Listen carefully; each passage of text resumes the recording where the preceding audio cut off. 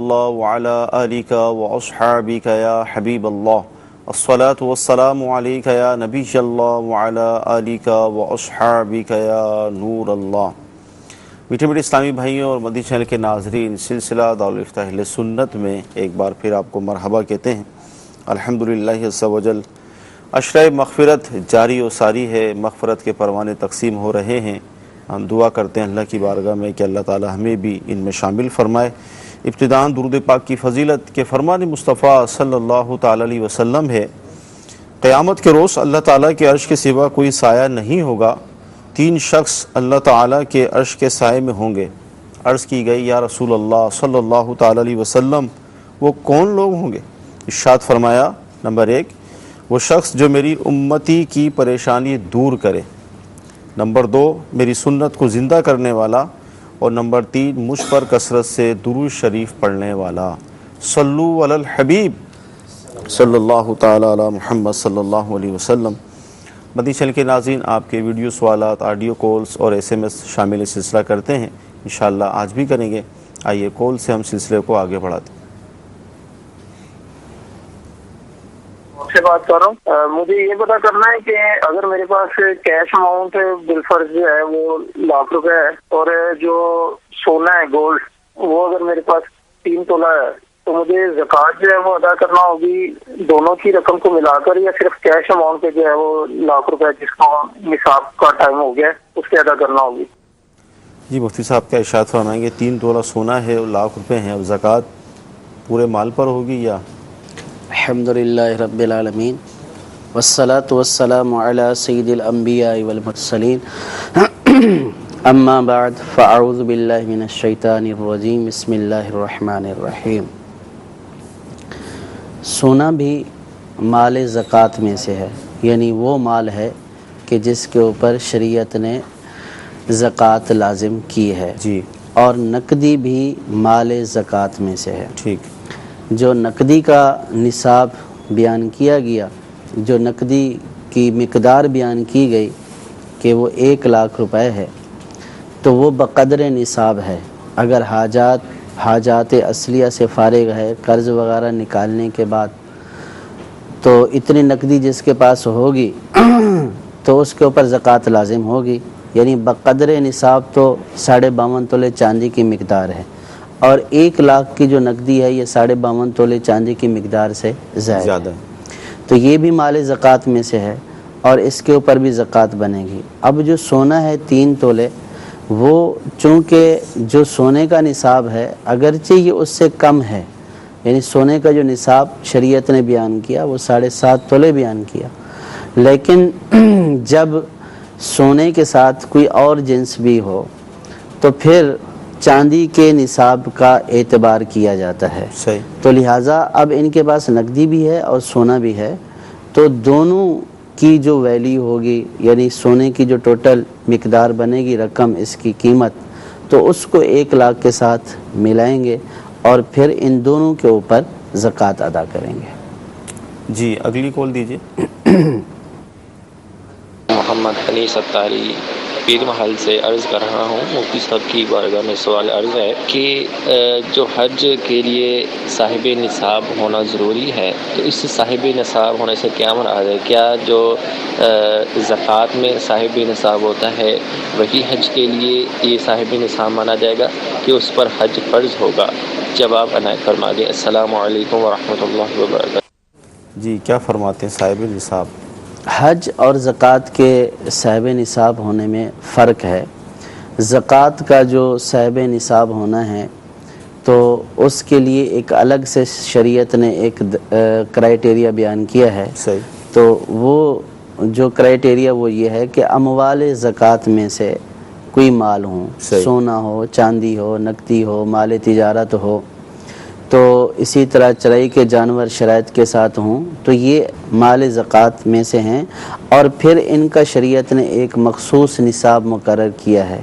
اگر یہ الگ الگ ہوں، یعنی کہ صرف ایک ہی جنس ہو، کوئی اور دوسری جنس نہ ہو، تو پھر ان کا نصاب الگ ہے، اور اگر یہ ہوں ساری اجناس لیکن وہ نصاب سے کم ہوں تو پھر 52.5 تولے چاندی کی قیمت کا اعتبار ہوتا ہے۔ صحیح، تو یوں سمجھیں کہ زکوٰۃ کے لیے جو کم از کم نصاب ہے وہ حاجات، ضروری حاجات کے علاوہ جس شخص کے پاس 52.5 تولے چاندی کی مقدار کے برابر نقدی ہوگی زیادہ ضرورت، تو اس کے اوپر زکوٰۃ فرض ہو جائے گی، اور وہ آج کل کے دور کے اعتبار سے 38-40 ہزار کے قریب تقریباً پہنچتی ہے۔ صحیح۔ تو زکوٰۃ کا یہ نصاب ہے، لیکن حج کا یہ نصاب نہیں ہے، حج کا نصاب الگ ہے۔ حج کے نصاب کے لیے یہ شرط ہے کہ جو حج پر جانے کے اخراجات، یعنی یہ جہاں سے جائے گا، جانے آنے، وہاں پہ رہنے، اور پھر جو پیچھے جن کا نفقہ ان کے ذمہ ہے ان کے بھی اتنے دنوں تک جتنا یہ باہر رہے گا ان کا نفقہ بھی اس کے پاس ہو۔ جب یہ ساری ٹوٹل ملا کر اس کے پاس رقم ہوگی تو ایسا شخص پھر حج کے اعتبار سے صاحب نصاب قرار پائے گا۔ ویسے حج کے لیے صاحب استطاعت استعمال نہیں ہوتا نصاب کی جگہ؟ صاحب استطاعت، من استطاع الیہ سبیلا، اللہ تعالیٰ نے ارشاد فرمایا کہ جو اس راستے کی استطاعت رکھتا ہے، تو جو حج کی استطاعت رکھتا ہے تو وہ استطاعت اس صورت کے ساتھ ہوتی ہے، جانا آنا، وہاں پہ رہنا، پیچھے جو اس کے متعلقات ہیں ان کا نفقہ، ان سب کی جو ہے وہ حاجات، جو اتنی رقم کے جو ان سب حاجات کو کفایت کرے، تو ایسا شخص جو ہے وہ صاحب استطاعت قرار پائے گا۔ مزید چلیں کہ ناظرین، صاحب نصاب اور صاحب استطاعت کا فرق بھی ہمارے ذہن میں رہنا چاہیے۔ صاحب نصاب وہ زکوٰۃ کے لحاظ سے اس کو کہا جاتا ہے، اور حج کے لیے صاحب استطاعت کا لفظ استعمال ہوتا ہے۔ جی مزید ہم ویڈیو سوال لیں گے، چلیں آڈیو کالز۔ میری اولاد ہے جو میرے کہنے میں نہیں، کیا جو میرے پاس جو بھی میرا مال ہے وہ میں کسی اور کو دے سکتا ہوں، یا وراثت ہے وہ صدقہ خیرات کر سکتا ہوں؟ اچھا، جو ان کی ملکیت میں مال ہے اس کے حوالے سے وہ فرما رہے ہیں۔ جو مال جس شخص کے پاس اس کی زندگی میں موجود ہے وہ اس کا مالک ہے، ٹھیک ہے، وہ مال وراثت نہیں ہے۔ اس کو مال وراثت آئندہ کے اعتبار سے تو کہہ سکتے ہیں کہ یعنی جو میرے مرنے کے بعد مال ہوگا وہ مال وراثت بنے گا، لیکن جب کوئی شخص زندہ ہے تو مال وراثت نہیں ہے، وہی اس کا مالک ہے۔ اب یہ کہ اگر زندگی میں اپنی اولاد کو دینا چاہتا ہے تو شریعت نے اس کی اجازت دی ہے، اور یہ دینا تحفہ قرار پائے گا، وراثت قرار نہیں پائے گی۔ اور اس میں شریعت کے احکام یہ ہیں کہ چونکہ یہ تحفہ ہے تو تحفے میں اپنی اولاد میں برابری اختیار کرے، یعنی سب کو، لڑکے لڑکیوں کو سب کو برابر جتنا دینا چاہتا ہے سب کو برابر تقسیم کر کے دے اپنی رضامندی سے، ان کو قبضہ کرا دے تو وہ مالک ہو جائیں گے۔ اب یہ کہ اگر اولاد نافرمان ہے،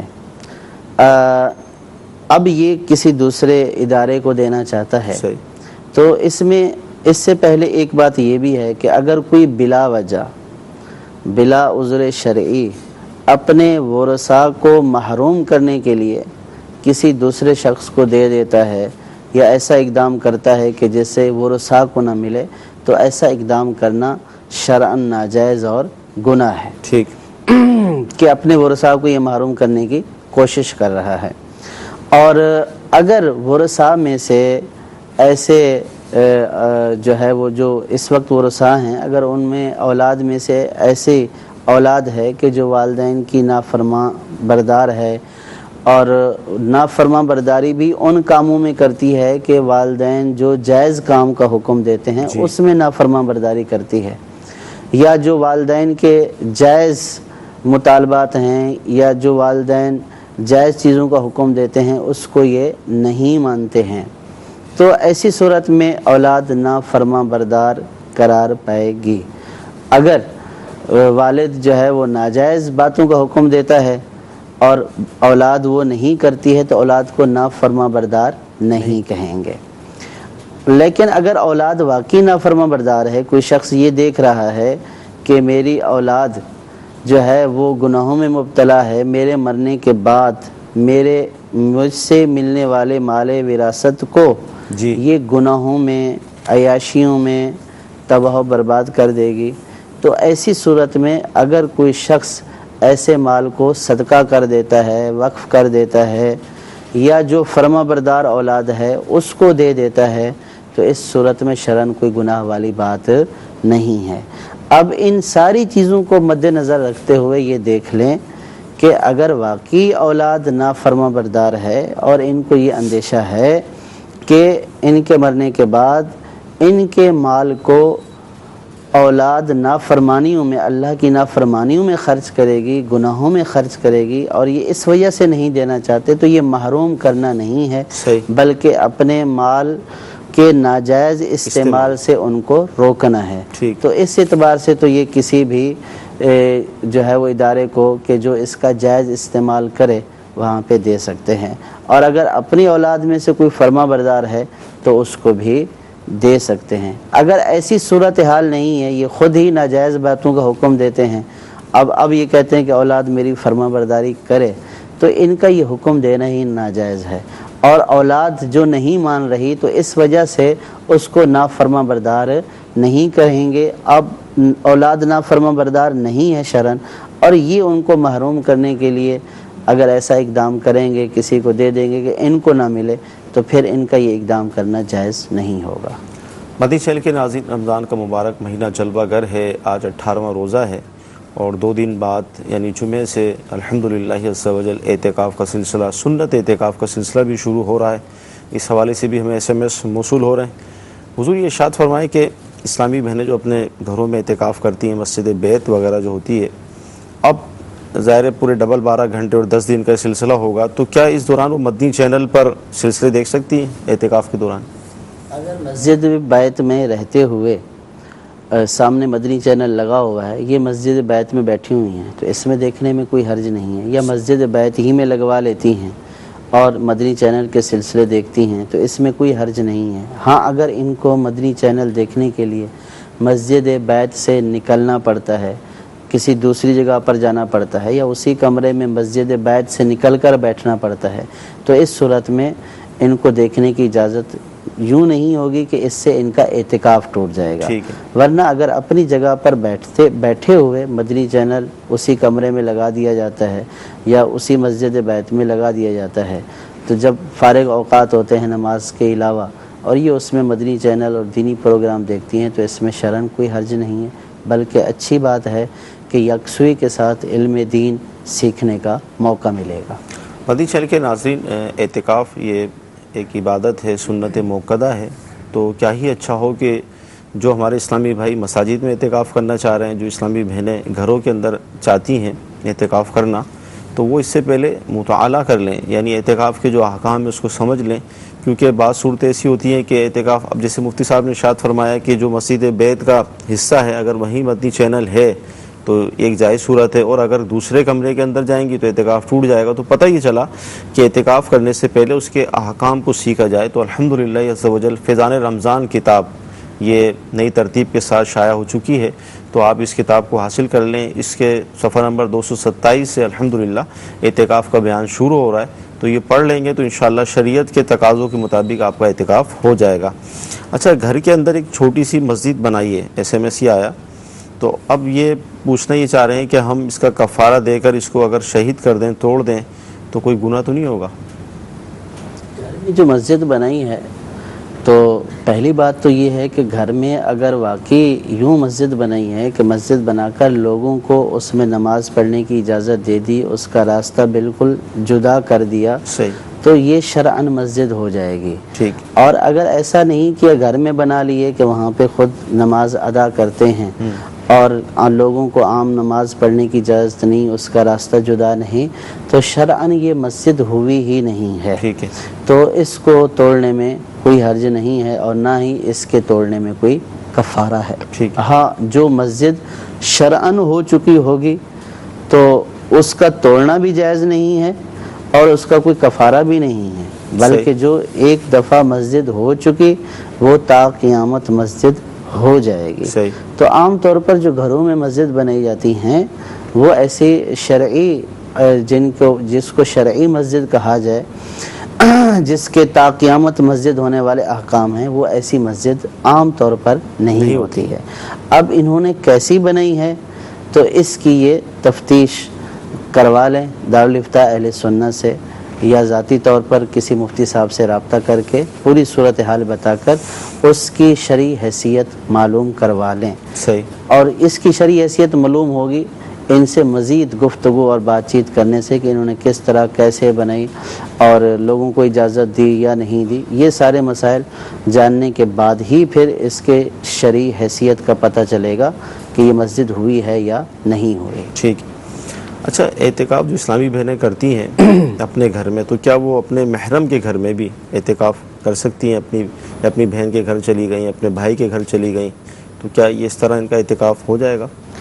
بہن تو محرم ہے، لیکن بہن کا اگر گھر ہے تو ظاہر ہے کہ وہاں پہ بہنوئی بھی ہوگا. صحیح. تو یہ ایک ممکنہ صورت ہے. یہ بھی ہو سکتا ہے کہ انتقال ہو گیا ہو. صحیح. تو عورت کو چاہیے کہ وہ دوسروں کے گھر جانے کی بجائے اپنے گھر ہی میں بیٹھ کر اعتکاف کرے. ہاں، والدین کا گھر ہے جس میں بہن بھائی رہتے ہیں تو وہاں اعتکاف بیٹھنے میں کوئی حرج نہیں ہے. ٹھیک. جی، مزید اعتکاف کے سوال شامل کریں گے، آپ کی کورس لیتے ہیں. مفتی صاحب سے یہ سوال ہے، کیا سفر کے دوران روزہ توڑ سکتے ہیں؟ اس کی اجازت ہے؟ سفر کے دوران روزہ توڑنا بلا عذر شرعی روزہ توڑنے کی اجازت نہیں ہے. روزہ توڑنے کے شریعت نے مخصوص آزار بیان فرمائے ہیں کہ ان حالتوں میں روزہ توڑا جا سکتا ہے. اگر سفر کی حالت میں کوئی ایسی صورت پیش آ جائے کہ جس میں شرعاً عذر پایا جاتا ہے روزہ توڑنے کا، مطلب ایسا ہے کہ شدید بیمار ہو گیا اور اب روزہ نہیں توڑے گا تو جان جانے کا خطرہ ہے، ہلاکت کا اندیشہ ہے، تو ایسی صورت میں تو روزہ توڑنے کا عذر موجود ہے. صحیح. ورنہ صرف سفر کی وجہ سے روزہ توڑنے کی اجازت نہیں ہے، بلکہ اگر کسی نے سفر میں روزہ رکھا ہے تو اس کے لیے بھی حکم یہی ہے کہ وہ اس روزے کو پورا کرے. ٹھیک. اگر بلا عذر شرعی اس روزے کو توڑے گا تو گنہگار ہوگا. ٹھیک. جی، اگلی کال. میرا سوال یہ ہے کہ دوران تلاوت اگر آیات سجدہ جو ہے اگر اس کی بار بار تلاوت کی جائے، یعنی ایک ہی آیت کو اگر 4 5 بار یا 6 بار پڑھا جائے، تو کیا سجدہ تلاوت اتنی بار ہی کرنا ہوگا یا ایک بار ہی کرنے سے ادا ہو جائے گا؟ جی، کیا فرماتے ہیں؟ اگر ایک ہی مجلس میں یعنی ایک جگہ پر بیٹھے ہوئے ہیں اور وہاں پہ ایک ہی سجدے کی آیت کی تکرار کر رہے ہیں تو اب وہ 10 دفعہ کریں 100 دفعہ کریں تو اس صورت میں ایک ہی سجدہ تلاوت لازم ہوگا. ٹھیک ہے. ہاں، اگر ایک جگہ پر بیٹھے ہوئے مختلف آیات سجدہ پڑھی، فرض کے 14 کی 14 پڑھ دیں تو اس صورت میں 14 سجدے ہی لازم ہوں گے. صحیح. تو مجلس تبدیل نہیں ہوئی، ایک ہی آیت پڑھی ہے تو ایک سجدہ، مجلس تبدیل نہیں ہوئی، مختلف آیات سجدہ پڑھی ہیں تو جتنی آیات پڑھی ہیں اتنے ہی سجدے ہوں گے. جی، مزید. میرا مفتی صاحب سے سوال یہ ہے کہ حدیث پاک میں جس طرح سے منع فرمایا گیا ہے الٹا سونے سے، الٹا لیٹنے سے، تو اگر کسی مرض کی وجہ سے یا پیٹ میں شدید درد ہو رہا ہو، اس کی وجہ سے اگر کوئی الٹا لیٹ جائے اور اس کو اس درد سے افاقہ محسوس ہوتا ہو تو اس کے لیے کیا شرعی حکم ہے؟ کیا فرماتے ہیں؟ ایسے آزار کی صورت میں جو بیان کیے گئے ہیں تو اس میں الٹا لیٹنے میں کوئی حرج نہیں ہے. ٹھیک. جیسے مریض ہے، ڈاکٹر کو اب معائنہ کرنا ہے، فرض کیا ریڑھ کی ہڈی ٹوٹ گئی ہے، اب اس کو معائنہ کرنا ہے، یا ڈاکٹر اس جو ہے وہ پیٹھ کے بل سونا ہی نہیں ہے تو سونا نقصان ہے، تو یہ تو آزار ہیں. ان صورتوں میں اگر سوئے گا تو گناہگار، یعنی وہ جو وعیدیں ہیں ان وعیدوں کا یہ مستحق نہیں ہوگا. یہ بلا وجہ ایسا سوئے گا تو ایسے سونے کی ممانعت ہے کہ ایسا نہیں سونا چاہیے کہ یہ جہنمیوں کے ساتھ سونے کی مشابہت ہے. تو اس مشابہت کی وجہ سے الٹا سونے سے منع فرمایا گیا ہے. عذر ہے تو پھر کوئی حرج نہیں ہے. ٹھیک. اچھا، SMS جو موصول ہو رہے ہیں اس میں امام صاحب رکوع میں ہیں اور اللہ اکبر کہتے ہوئے ہم بھی رکوع میں چلے گئے تو اس سے ہماری نماز پہ کوئی اثر پڑے گا؟ قیام امام صاحب رکوع میں ہیں اور یہ اللہ اکبر کہتے ہوئے اگر امام کو انہوں نے رکوع میں ہی پا لیا، یعنی یہ بھی رکوع میں شامل ہو گئے، تو ان کو یہ رکعت مل چکی ہے. اب انہوں نے جو اللہ اکبر کہا ہے تکبیر تحریمہ قیام کی حالت میں، تو اتنا قیام ہی کفایت کرے گا. یعنی اللہ اکبر کہا اور اللہ اکبر کہتے ہوئے ہاتھ باندھنے کی ضرورت نہیں، अल्लाह अकबर कहें, अब फिर उसके बाद अल्लाह अकबर कहते हुए रुकू में जाए। ठीक। अगर इन्होंने तकबीर तहरीमा यूं कही अल्लाह अकबर कहते हुए सीधा रुकू में पहुंच गए, यानी इतना कि रुकू की हद को पहुंच गए, तो फिर इनकी नमाज शुरू ही नहीं हुई। ठीक। तो इसलिए तकबीर तहरीमा बिल्कुल क़याम की हालत में कहें और फिर दूसरी रुकू की तकबीर कहते हुए रुकू में अगर इमाम को मिल गए, तो ये जो इन्होंने तकबीर तहरीमा कही है और इनको ये जो क़याम हासिल हुआ है, उसके बाद उन्होंने रुकू की तकबीर कही है, इतना क़याम किफ़ायत कर जाएगा और वो रकात इनको मिल जाएगी अगर रुकू के अंदर ही पा लिया है। ठीक। अच्छा, इसी तरह अगर कहीं सामे ना हो, तरावी के अंदर हाफिज़ साहब ही हों, यानी सवाल ये है कि लुकमा देने वाला कोई नहीं है, तो वहाँ तरावी पढ़ना कैसा? तरावी के लिए हाफिज़ इस माना में ज़रूरी है कि ख़त्म कुरान की जो सुन्नत होगी वो हाफिज़ के पढ़ने से अदा होगी, और इस एतबार से हाफिज़ ज़रूरी है। वरना तो तरावी ये है कि सूरतों में भी पढ़ी जा सकती है, लेकिन चूँकि कुरान पाक का सुनना ये जो है या ख़त्म करना ये तरावी के अंदर ये सुन्नत है, तो इस एतबार से जो है वो हाफिज़ मुकर्रर किया जाता है ताकि वो कुरान पाक सुनने की ख़त्म की जो सुन्नत है वो अदा हो जाए। सही। सामे इसलिए मुकर्रर किया जाता है ताकि अगर हाफिज़ साहब कोई गलती करते हैं तो वो सामे वो गलती बताए, और वो भी इसलिए मुकर्रर किया जाता है कि ख़त्म कुरान की जो सुन्नत है उसमें कमी ना हो। सही। जैसे फ़र्ज़ कर कि हाफिज़ साहब एक रुकू ही छोड़कर चले गए, सही, अब उनकी भी तवज्जो नहीं रही है, वो ये समझे कि मैंने बिल्कुल सही पढ़ा है, तो पीछे जो हाफिज़ होता है वो उसको बताता है कि आप ये बीच में छोड़ गए हैं, तो वहाँ से वो पढ़ता है, तो उससे उसकी तवज्जो होती है, तो जो छूट जाता है तो वो वापस आकर उसको पढ़ लेता है। यूँ ख़त्म कुरान की सुन्नत पूरी हो जाती है और उसके अंदर कोई कमी और नुकसान नहीं रहता है। तो सामे को खड़ा करने का ये मतलब होता है। बाकी सामे तरावीह के लिए ज़रूरी नहीं है, ख़त्म कुरान के लिए ज़रूरी नहीं है। अगर कोई हाफिज़ बग़ैर सामे के भी पढ़ता है तो इसमें कोई शरन हर्ज वाली बात नहीं है, न जायज़ व गुनाह वाली बात नहीं है। सामे का खड़ा करना न फ़र्ज़ है, न वाजिब है, ना ही सुन्नत है इस माना में कि इसका करना ज़रूरी है। बस ये कि हाफिज़ साहब जो छोड़ रहे हैं, जो नुकसान हो रहा है, कमी हो रही है, उसकी तरफ ये तवज्जो दिलाएंगे, लुकमा देंगे, तो इसलिए सामे को खड़ा किया जाता है। जी, मज़ीद कॉल। मैं नेपाल से अर्ज़ कर रहा हूँ।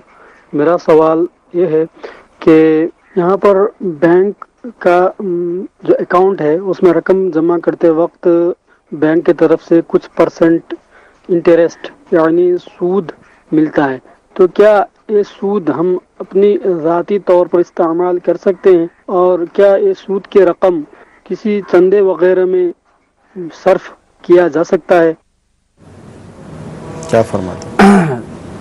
किसी काफिर से, काफिर हरबी से जो रकम ज़ायद मिले उसकी रज़ामंदी के साथ, तो वो सूद नहीं करार पाती है, अगरचे कि वो अपनी दी हुई रकम से ज़ायद मिलती है, तो ये सूद शरई एतबार से इसको सूद नहीं बोलेंगे। ज़ायद रकम ज़रूर है लेकिन सूद नहीं है। लेकिन अगर किसी मुसलमान से, मुसलमान को रकम देकर, या मुसलमान बैंक से जिस बैंक में मुसलमान के शेयर्स हैं या मुसलमानों का है, तो उसमें अगर आपने जमा करवाई और उससे ज़ायद रकम लेंगे तो ये सूद करार पाएगी।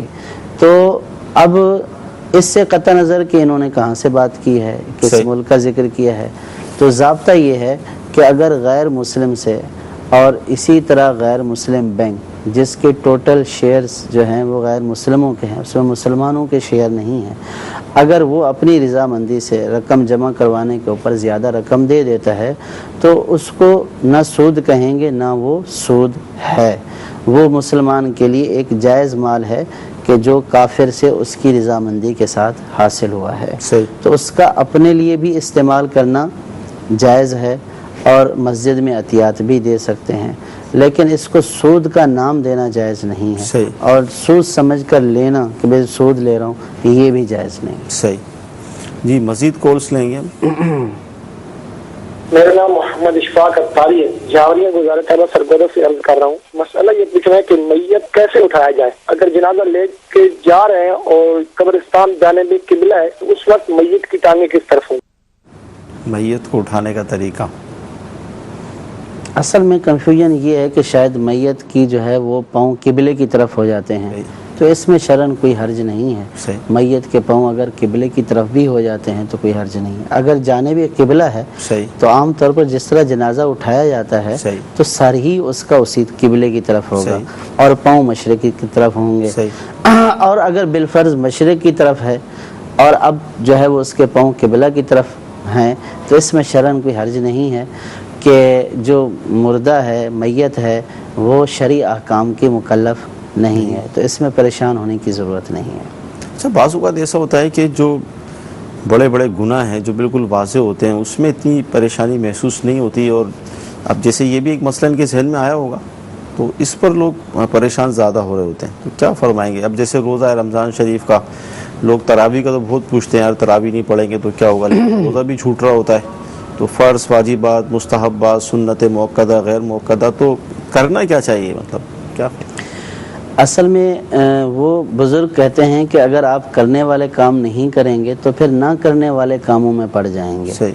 तो हमारा मामला भी यही है कि हम करने वाले कामों की तरफ, जो हमारे ऊपर फ़र्ज़ और वाजिबात हैं, सुनन हैं, उनकी तरफ तवज्जो नहीं देते और खामखा की बातों के ऊपर हम तवज्जो ज़्यादा देते हैं। और फिर बाज़ लोगों का जो पूछना होता है, इस ये जो साहिल ने सवाल किया इससे कतई नज़र है, और बाज़ों का तो वाकई एक बाअमल शख्स होता है, उसके ज़हन में आ जाता है कि यार ये पाँव किबले की तरफ हो रहे हैं, तो ये भी एक सूरत है कि ज़हन में सवाल उभरता है। लेकिन जो हम बात कर रहे हैं, एक अमूमी बात कर रहे हैं कि अमूमी तौर पर बहुत सारे लोग आपसे मसाइल तो इतने पूछेंगे, यानी कि यूँ समझे कि जिस तरह कहते हैं ना कि बाल की खाल उतारना, वो, लेकिन उसके ऊपर अमल के एतबार से उन्होंने अमल भी नहीं करना होता, वो सिर्फ बास व मुबासा की हद तक, मालूमात की हद तक जो है वो पूछते हैं कि यूँ होना चाहिए, यूँ होना चाहिए। बाज़ औक़ात तो ऐसा भी होता है कि वो दीन के ऐसे ऐसे मसाइल में कि जिनके ऊपर राय एक महर शख्स ही दे सकता है, एक आमी शख्स भी उसके ऊपर गुफ्तगू कर रहा होता है और अपनी राय दे रहा होता है।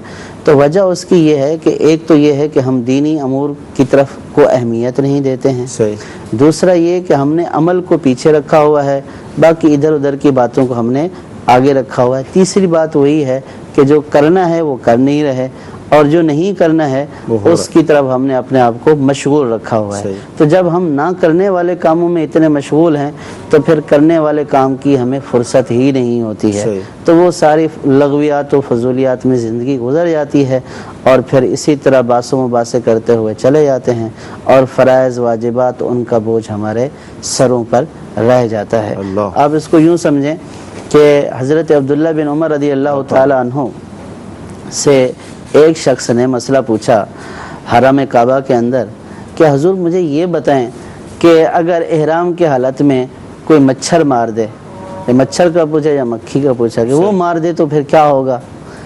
तो आपने शक्ल से पहचान लिया था, तो आपने फरमाया कि तुम कहाँ के रहने वाले हो? तो वो कहने लगा मैं कूफा का रहने वाला हूँ। तो आपने फरमाया कि जब आपने शहजादा और नवासा रसूल को आप लोगों ने शहीद कर दिया, उस वक्त तो आपको ये ख्याल नहीं आया और अभी मच्छर और मक्खी का आपको इतना ख्याल आ गया। यानी एक बहुत बड़ी चीज़, एक बहुत बड़ा गुनाह, एक बहुत बड़ा जुर्म जो जिसका आपने इर्तिकाब किया, तो उस वक्त तो कुछ नहीं पूछा कि भाई ये जो हम कर रहे हैं ये करना दुरुस्त भी है या नहीं है, और मक्खी मच्छर का आपको इतना ख्याल आ गया। तो अब हमारी कैफियत ऐसे ही है कि बड़े से बड़ा गुनाह कर देंगे, लोगों को कत्ल कर देंगे, माज़अल्लाह, तो उसके ऊपर कोई अफसोस नहीं है। हाँ, गाड़ी के आगे अगर बिल्ली आ गई है उसका पूछेंगे, वो उसका पूछ लेंगे कि वो मेरी उससे नहीं है, ये परेशान होते हैं। तो वजह उसकी यही है कि दीनी अहकाम को और जो शरई मामलात हैं उनको जिस कदर अहमियत देनी चाहिए, गुनाह को जिस तरह गुनाह समझना चाहिए तो वो हम नहीं समझते हैं। اور خواہ مخواہ کی الٹی سیدھی باتوں میں اور جو ہے وہ فضول سوالات میں اپنی زندگی گزار دیتے ہیں۔ بہت پیارا جواب مفتی صاحب نے ارشاد فرمایا۔ حقیقت یہی ہے کہ نہ کرنے والے کاموں میں مشغولیت بڑھ چکی ہے، اور جو کرنے والے اصل کام ہیں اس کی طرف سے توجہ ہٹ گئی ہے یا ہٹتی جا رہی ہے۔ اللہ تعالیٰ ہمیں توفیق دے کہ ہم اپنی زندگی سے آخرت کے حوالے سے فائدہ اٹھانے میں کامیاب ہو جائیں۔ اچھا حضور، یہ جو کہا جاتا ہے کہ اللہ تعالیٰ ہمارے ٹوٹے پھوٹے سجدے، ٹوٹے پھوٹے روزے قبول فرمائے، تو یہ جو ٹوٹے پھوٹے روزے ہم بولتے ہیں تو یہ کیا ہے؟ مطلب صحیح ہے بولنا؟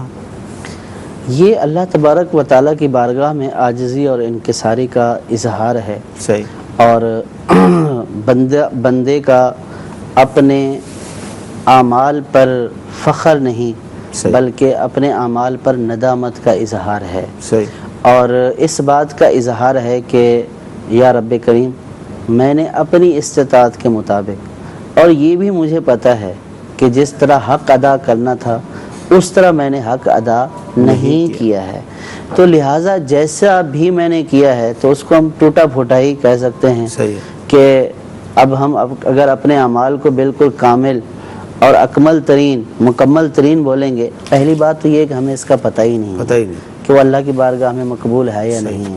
بعض اوقات ہم اپنے اعمال کو اکمل ترین سمجھ رہے ہوتے ہیں تو وہ اکمل نہیں ہوتا ہے، وہ ناقص ترین ہوتا ہے۔ تو اس لیے بندہ تو اللہ تبارک و تعالیٰ کی بارگاہ میں یہی عرض کرے گا کہ یا رب کریم، میں نے جو عمل کیا مجھے نہیں پتہ کہ میرا یہ عمل تیری بارگاہ میں مقبول ہے یا نہیں ہے۔ ہاں، مجھے اپنی کوشش کا پتہ ہے، اور کوشش میں بھی مجھے یہ اعتراف ہے کہ کامل کوشش نہیں ہے، ناقص کوشش ہے۔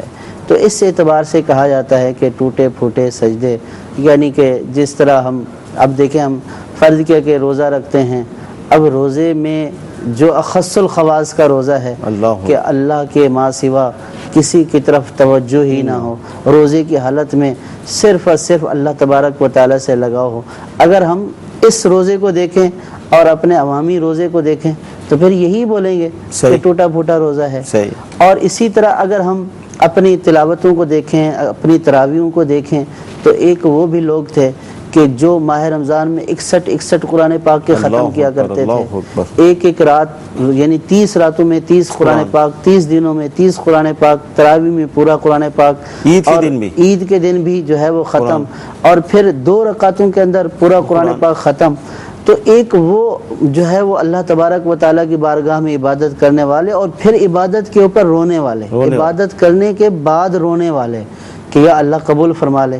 اور ایک ہم دیکھیں کہ تراویح پڑھتے ہیں تو پہلی رکعت ہی سے ہمارے اونگ آنا شروع ہو جاتی ہے، کبھی خیال کہاں پہ جا رہا ہوتا ہے، کبھی خیال کہاں پہ جا رہا ہوتا ہے، جو پڑھا جا رہا ہوتا ہے وہ اولاً تو ہم سمجھنے کی کوشش نہیں کرتے ہیں کہ کیا پڑھا جا رہا ہے، ہمیں کیا پیغام دیا جا رہا ہے، اللہ تبارک و تعالیٰ کیا ارشاد فرما رہا ہے، ہم کوشش ہی نہیں کرتے ہیں اس کے سمجھنے کی، اور سمجھنے کی کوشش کرتے ہیں کبھی توجہ چلی جاتی ہے کبھی نہیں جاتی ہے، اونگتے ہوئے، تھک کے ہارے ہوتے ہوئے، ادھر دیکھتے ہوئے، گھڑی کی طرف دیکھتے ہوئے، آج حافظ صاحب نے لمبا کر دیا، تو اس کو ناقص ہی بولیں گے نا، اس کو کب بولیں گے کامل ہے؟ تو اس عاجزی کا اظہار کرتے ہیں کہ اے اللہ، ہمارے یہ ٹوٹے پھوٹے ناقص اعمال اپنی بارگاہ میں قبول فرما لے۔ تو اس طرح کہنے میں شرن کوئی حرج نہیں ہے، اور بندے کو یہی چاہیے کہ اپنے اعمال کو ناقص ہی سمجھے۔ بہت پیارا جواب مفتی صاحب نے اس حوالے سے ارشاد فرمایا کہ حقیقت یہ ہے کہ جو عمل کرنے کا حق ہے، جو اس کے ظاہری باطنی آداب بیان کیے گئے، اس کے مطابق تو اللہ کے نیک بندے ہی کر سکتے ہیں، ہم جیسے لوگ کہاں کر پاتے ہیں، بس یہ نقل ہے۔ اللہ تعالیٰ یہی ٹوٹے پھوٹے ہمارے اعمال قبول فرما لے۔ جی مزید کال۔ محمد مبشر اتاری گلزار طیبہ سرگودہ شاہپور صدر سے عرض کر رہا ہوں۔ میرا دارالفتہ اہل سنت میں یہ سوال ہے کہ اگر کوئی شخص ماہ رمضان مبارک کے 1 یا 2 روزے کسی وجہ سے نہ رکھ پائے تو اگر وہ اعتکاف کرنا چاہے تو اس کے بارے میں کیا شرعی حکم ہے؟ جی کیا فرماتے ہیں؟ ابتداء روزے چھوٹ گئے، سنت اعتکاف میں، اور اگر اعتکاف کی منت بھی مانی ہے تو اس میں روزہ شرط ہے۔ ٹھیک ہے۔ اگر کسی نے اعتکاف کرنا ہے اور اس میں اس کا روزہ چھوٹ جاتا ہے، یا چھوٹنے کا جو ہے وہ شائبہ ہے، یا گمان ہے کہ بھی اس میں چھوٹ جائے گا، کوئی ایسی بیماری ہے، تو پھر اس صورت میں اگر واقعی روزہ چلا جاتا ہے تو اعتکاف نہیں رہے گا، اعتکاف ٹوٹ جائے گا۔ کہ اعتکاف کے لیے روزہ شرط ہے. یہ تو اس بنیاد پر جواب دیا گیا کہ اعتکاف کی اگر یہ بات کر رہے ہیں کہ اعتکاف میں روزہ کوئی چھوڑ جائے. اگر پہلے سے رمضان کے روزے چھوڑ چکے ہیں اب اعتکاف کرنا ہے تو اس میں کوئی حرج نہیں ہے, سنت اعتکاف کر سکتے ہیں. سنت اعتکاف میں اس بات کی پابندی کرنی ہے کہ کوئی روزہ نہ چھوٹے. پہلے کے اگر چھوٹ چکے ہیں, کسی بھی عذر کی وجہ سے چھوٹ گئے ہیں یا بغیر عذر چھوٹ گئے ہیں, تو اب اس میں یہ پابندی نہیں ہے اعتکاف کے لیے کہ ماہ رمضان کے جس نے پورے روزے رکھے ہوں تو وہی اعتکاف کرے. ایسی پابندی نہیں ہے. پابندی شریعت کی طرف سے یہ ہے کہ سنت اعتکاف جو ہے اس میں روزے کا ہونا شرط ہے. ٹھیک. اچھا حضور, اب جیسے روزہ ٹوٹا تو اعتکاف بھی ٹوٹ گیا, تو اعتکاف ٹوٹنے سے روزے پر اثر پڑتا ہے؟ اعتکاف ٹوٹنے سے روزے کے اوپر کوئی اثر نہیں پڑتا. اچھا. روزہ ٹوٹنے سے اعتکاف ضرور ٹوٹ جاتا ہے. صحیح. لیکن اگر اعتکاف کسی وجہ سے ٹوٹ گیا, جیسے مسجد سے باہر نکل گیا, تو اس سے روزے کے اوپر کوئی اثر نہیں ہوا. اعتکاف ہی ٹوٹا ہے, روزے کو نہیں توڑنا ہے. صحیح, یہ بات یاد رہے. اچھا, دوسرا یہ ہے کہ اگر اعتکاف ٹوٹ گیا, روزہ نہیں ٹوٹا, تو اب گھر چلے جائیں یا کچھ اس کی قضا بھی ہوگی, اور کیا ہوگی, وہ کیا کریں اس حوالے سے؟ جو سنت اعتکاف کی پابندی ہے, یعنی جو سنت اعتکاف کے احکام تھے, وہ اب سنت اعتکاف کے احکام اس پر نہیں ہیں. صحیح. کہ یعنی جو اس نے 20 سے لے کر وہ چاند رات تک جو اس نے بیٹھنا تھا, لازم تھا مسجد میں رہے, تو وہ اب اس کے اوپر لازم نہیں رہا. اب گھر جانے کی بجائے یہ کہ ظاہر ہے کہ اگر اعتکاف ٹوٹ گیا ہے تو اس کی قضا بھی ان کے ذمہ لازم ہے. اعلان تو ضروری نہیں, تو اب اس کے لیے اعلان بھی ضروری نہیں کہ اعتکاف ٹوٹ گیا, تو اب اس کی قضا کر لے. اور پھر دوسری بات یہ ہے کہ جب یہ ارادہ کر کے آ گیا کہ اس نے 10 دن اللہ تبارک و تعالیٰ کے گھر میں گزارنے ہیں, تو یہ اپنے اس ارادے کے اوپر مستقیم رہے, سچا رہے, اس کو پورا کرے.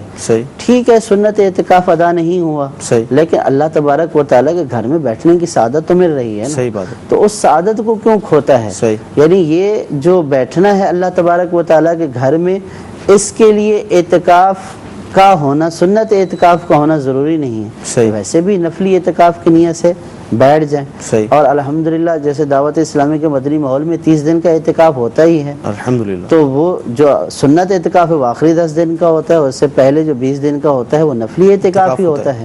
تو اگر اللہ تبارک و تعالیٰ نے سعادت عطا فرمائی ہے, تو اب یہ نہیں بولے کہ ٹوٹ گیا تو اب میرا یہاں پہ رہنا کہاں درست ہوگا, میں کیسے رہوں گا. تو یہ سمجھے کہ چلو اس سعادت کو تو میں نہیں پا سکا ہوں, اب یہ جو بیٹھنے کی سعادت ہے اتنے دن کی, اس کو پا لیتا ہوں. تو قضا بھی اس کے اندر آسانی سے ہو جائے گی. تو اللہ تبارک و تعالیٰ کے کرم سے جو مسجد میں بیٹھنے کی جو سعادت یہ حاصل کر لے گا. اور پھر اعتکاف کا جو مقصد ہے کہ رکے رہنا, گناہوں سے بچے رہنا, وہ مقصد تو پھر بھی اس کو حاصل ہو رہا ہے مسجد میں بیٹھ کر. اللہ کی عبادت بھی ہو رہی ہے اور اپنے آپ کو, اپنے نفس کو گناہوں سے روکا ہوا بھی ہے, اگرچہ کہ سنت اعتکاف پورا نہیں ہو رہا. جی مزید کال.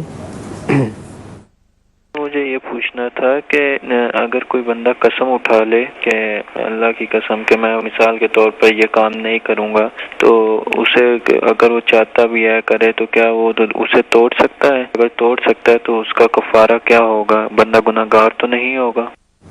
جی, قسم کا کفارہ اور قسم کے احکام. جی, قسم اگر کھائی ہے کہ میں ایسا کام نہیں کروں گا اور پھر وہ ایسا کام کر لیتا ہے, تو اس صورت میں قسم تو ٹوٹ جائے گی. بلکہ اگر رشتہ داروں سے بات چیت نہ کرنے کی, والدین سے بات چیت نہ کرنے کی, یا قطع تعلق کرنے کی قسم کھائی ہے کہ میں فلاں سے بات چیت نہیں کروں گا, تو ایسی قسم کے لیے فرمایا مستحب یہ ہے کہ وہ کام کرے. یعنی یہ کسی نے قسم اٹھے میں والدین سے بات چیت نہیں کروں گا, ٹھیک ہے, تو اب اس کے اوپر لازم ہے کہ وہ والدین سے بات چیت کرے, یعنی اب اس قسم کو توڑ دے اور اس کا کفارہ ادا کرے. لیکن اگر گناہ وغیرہ کے اس کے اوپر قسم اٹھائیے تو پھر اپنی قسم کے اوپر پکا رہے. بہر صورت اگر وہ اس کے خلاف کام کر لیتا ہے, جس کی اس نے قسم اٹھائی ہے اس کے خلاف کام کر لیتا ہے, تو اس صورت میں اس کی قسم ٹوٹ جائے گی. اور دونوں صورتوں میں اس کو کفارہ دینا پڑے گا۔ مدنی چل کے ناظرین، امیر علیہ سنت کی کتاب ہے فیضان سنت، اس کا ایک باب ہے نیکی کی دعوت، اس کے اندر قسم کے حوالے سے کافی تفصیل سے احکام لکھے ہیں۔ اسی طرح الگ سے بھی رسالہ ملتا ہے قسم کے مدنی پھول، تو یہ حاصل کر لیں گے تو انشاءاللہ تعالیٰ قسم کے حوالے سے آپ کو بہت زبردست معلومات حاصل ہو جائے گی۔ اچھا، اعتکاف کی منت مانی اسلامی بہنوں کے حوالے سے سوال ہے، اور اب اعتکاف کے دن تو آ رہے ہیں لیکن مخصوص ایام بھی شروع ہو گئے، تو اب کیا کریں؟ اگر منت مانی ہے تو جتنے دن کی منت مانی ہے تو اتنے دن کا اعتکاف کرنا ضروری ہے، لیکن اسلامی بہنوں کے لیے اعتکاف کے لیے یہ شرط ہے کہ وہ ان ایام سے پاک ہوں، ٹھیک ہے، تو ہی اعتکاف ہو سکتا ہے۔ صحیح۔ تو اس صورت میں یہ پھر جو ہے وہ اب اس میں بھی کئی صورتیں ہو سکتی ہیں کہ مخصوص ایام کی منت مانی ہے، یا پھر یہ بولا کہ اتنے دنوں کا اعتکاف جو ہے وہ میں کروں گی۔ تو اگر مطلقاً منت مانی ہے تو یا رمضان میں منت مانی ہے تو کسی رمضان میں بھی جو ہے وہ اس اعتکاف کو کر سکتی ہیں۔ اگر مطلقاً ایام کی منت مانی ہے کہ 10 دن کا 20 دن کا اعتکاف کروں گی تو اس میں پھر رمضان ہونا بھی شرط نہیں ہے۔ روزے کے ساتھ روزہ رکھیں اور اس کے ساتھ جو ہے وہ مسجد بیت میں اعتکاف کریں تو اعتکاف ادا ہو جائے گا۔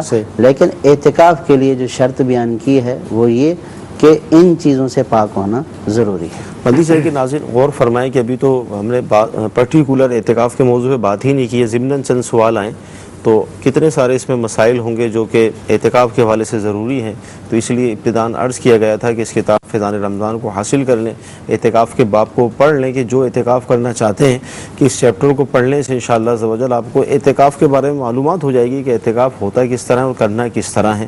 اللہ تعالیٰ کی بارگاہ میں دعا کرتے ہیں کہ اللہ تعالیٰ آج کا ہمارا سلسلہ اپنی بارگاہ میں قبول فرمائے، جو سنا ہے جو سیکھا ہے اس پر عمل کرنے کی توفیق عطا فرمائے، آمین۔ صلو علی الحبیب صلی اللہ تعالی علی محمد۔